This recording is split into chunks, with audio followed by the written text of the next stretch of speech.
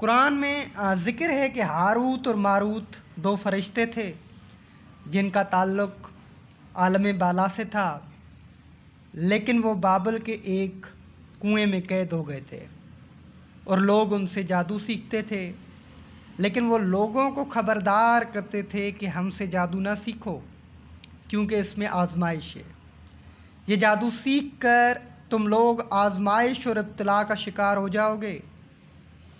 مولانا روم فرماتے ہیں کہ ہاروت اور ماروت کی طرح عقل اور روح کا بھی تعلق اگرچہ ہے اور عالم بالا سے ہی ہے، لیکن وہ اب مٹی اور پانی سے بنے جسم کے اس خوفناک کنویں میں قید ہے۔ جیسے ہاروت اور ماروت اپنے جرم کی وجہ سے بطور سزا بابل کے کنویں میں قید کر دیے گئے تھے، ایسے ہی عقل اور روح خدا سے دوری کے جرم کی وجہ سے اس سفلی اور شہوانی جسم کے کنویں میں بند ہو گئے ہیں۔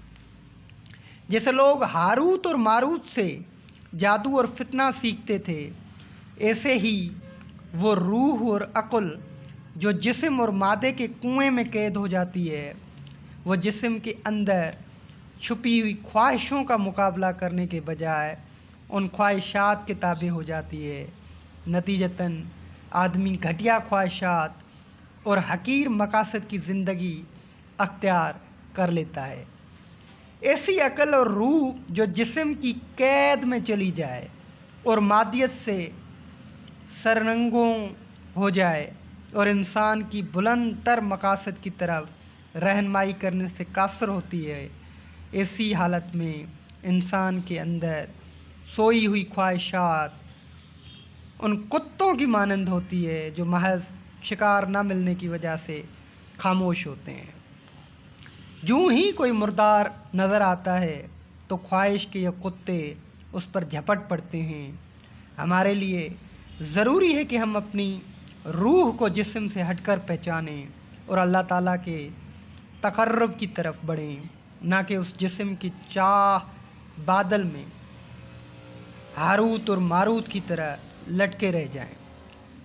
اس حکایت میں مولانا روم فرماتے ہیں کہ عقل اور روح پانی اور مٹی کی قید میں ہیں، یعنی وہ ہمارے اس جسم میں قید ہیں جو پانی اور مٹی سے بنا ہے۔ اس جسم کی جبلت اور ملانات میں قید ہے۔ ہمارے اس جسم میں وراثتی طور پر ہزاروں خواہشات سوئے ہوئے کتوں کی طرح پوشیدہ ہیں۔ جوں ہی کوئی مردار نظر آتا ہے تو حرص اور شہوت کے یہ سوئے ہوئے کتے بیدار ہو جاتے ہیں۔